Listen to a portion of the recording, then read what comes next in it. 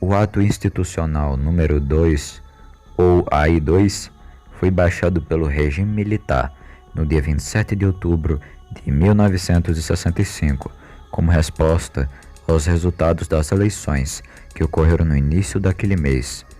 Seguindo a estratégia delineada pelos militares anteriormente, a 31 de março de 1964, foi necessária a edição de mais um ato institucional, agora com 33 artigos, pois certos dispositivos da Constituição de 1946 não eram compatíveis com a nova ordem revolucionária.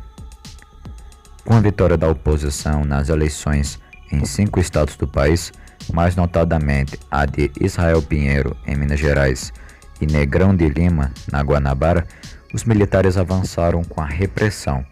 Foram reabertos os processos de cassação, partidos políticos foram extintos, com suas sedes invadidas e desativadas, e o Poder Judiciário sofreu intervenção do Executivo. Até que, em 27 de outubro de 1965, o Marechal Humberto de Alencar Castelo Branco mandou publicar no Diário Oficial e ordenou o cumprimento do AI-2, que emendou vários dispositivos da Constituição de 1946 e, sobretudo, tornou indireta a eleição para presidente da República. A partir de então, o Poder Judiciário também sofreu intervenção direta do Poder Executivo.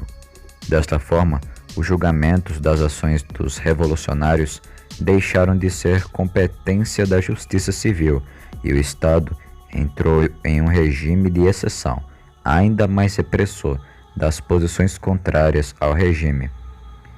O AI-2 teve vigência até 15 de março de 67, quando Costa e Silva tomou posse, e a nova Constituição de 1967, proposta pelo Executivo e ratificada pelo Congresso, entrou em vigor.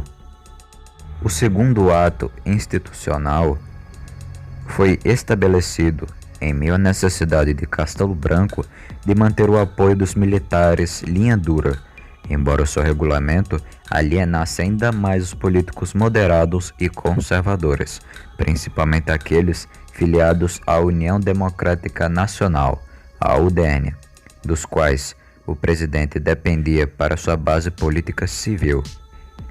Carlos Lacerda, por exemplo, um dos principais líderes da UDN, reagiu ao AI-2, renunciando à sua candidatura presidencial, o que enfraqueceu o partido.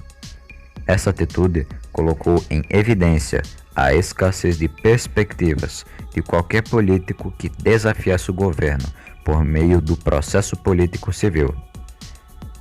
Anteriormente, em julho de 1965, os governadores Carlos Lacerda, de Guanabara, e Magalhães Pinto, de Minas Gerais, que patrocinaram a conspiração anti-Jango com verbas e auxílio logístico, também tinham rompido com o governo federal.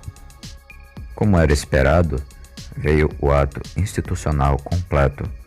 Isso pressupõe, obviamente, uma férrea união militar, somando todos os grupos de origem revolucionária, brandos e duros, em torno da afirmação do poder incontestável da Revolução. O Marechal Castelo Branco, que procurou alcançar os objetivos por persuasão, trocou suas táticas pelas dos radicais, munindo-se dos instrumentos de poder necessários para atingir as suas metas, o que não obteve da colaboração dos políticos. Castelo Branco precisava de mais poderes para fazer aprovar leis. Para isso, a justiça militar precisava entrar na competência da justiça civil. Com o AI-2, aumentou-se o número de ministros do Supremo Tribunal Federal, o STF, de 11 para 16, fazendo com que o governo tivesse maioria no STF e permitindo que civis fossem presos e processados por crimes contra a segurança nacional. Neste período, a justiça ordinária foi sobreposta pela autoproclamada Justiça Revolucionária. O decreto ainda permitia ao presidente declarar estado de sítio sem a prévia aprovação do Congresso, por até 180 dias. A reforma do STF foi imposta ao presidente por militares linha dura, irados com as sucessivas decisões de mais alta corte judiciária contra os procuradores do governo em graves casos de subversão. O pluripartidarismo foi totalmente extinto, desativando praticamente todos os governos políticos. Ficaram o partido do governo, a Aliança Renovadora Nacional, a ARENA, e o que reunia uma parcela da oposição, o Movimento Democrático Brasileiro, o MDB. A medida garantia uma aparência democrática da política brasileira no cenário internacional, tal como fez o AI-1, criando as eleições para presidente através de um colégio eleitoral. O AI-2 determinou em definitivo que o presidente e o vice-presidente seriam eleitos indiretamente por maioria absoluta do Congresso Nacional, em sessão pública e votação nominal. O voto secreto, assim, seria evitado, prevenindo surpresas. A medida, por outro lado, tornou o presidente Castelo Branco inelegível para este pleito. O mandato de Castelo Branco, que deveria durar até 31 de janeiro de 1966, foi prorrogado para 15 de março do ano seguinte, impossibilitando a eleição presidencial de 1965, que ocorreria diretamente no mês de outubro. O AI-2, na linha do AI-1, garantiu ao chefe de Estado brasileiro o direito de cassar os mandatos de todos os políticos eleitos e de suspender os direitos políticos de qualquer cidadão por 10 anos. Além disso, o segundo ato institucional determinou que o estado de sítio poderia ser decretado por 180 dias sem consulta ao Congresso. Com isso, prevaleceria a vontade do Poder Executivo, independentemente do rumo tomado pela política nacional, de modo a forçar a perpetuação dos militares no governo.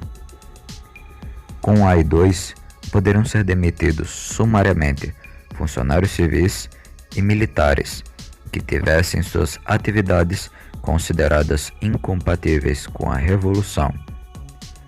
De acordo com a Constituição, os funcionários públicos não poderão ser demitidos sumariamente. Este dispositivo havia sido criado pelo Estatuto do Funcionário Público para evitar as perseguições políticas. No entanto, com o advento do segundo ato institucional, tais garantias foram canceladas e o amparo ao funcionário público na Constituição deixou de existir, tornando seu emprego falível. A intervenção federal nos estados e municípios poderia ser decretada sem prévio aviso, e o Congresso Nacional poderia ser fechado a qualquer momento. Dessa forma, o AI-2 passaria a inviabilizar toda e qualquer resistência ao regime no país. Além disso, qualquer cidade ou estado poderiam ser isolados do resto da nação, caso o presidente assim o decidisse. Foram institucionalizados os atos complementares, que poderiam ser rebaixados a qualquer momento, juntamente com decretos-lei, sob a alegação de assuntos relativos à segurança nacional. Desta maneira, todas as instituições ficavam subordinadas ao Conselho de Segurança Nacional, que passaria a baixar diretrizes e aconselhar o presidente sobre a melhor forma que o poder deveria se comportar perante a nação. O AI-2 durou até 15 de março de 1967, data em que a Constituição de 1967 entrou em vigor. Os seus efeitos, por outro lado, não foram suspensos. A Constituição de 1967 perdeu muito de sua força com a edição do AI-5, em 1968 e sofreu uma série de reformas pela Emenda Constitucional número 1 de 1969.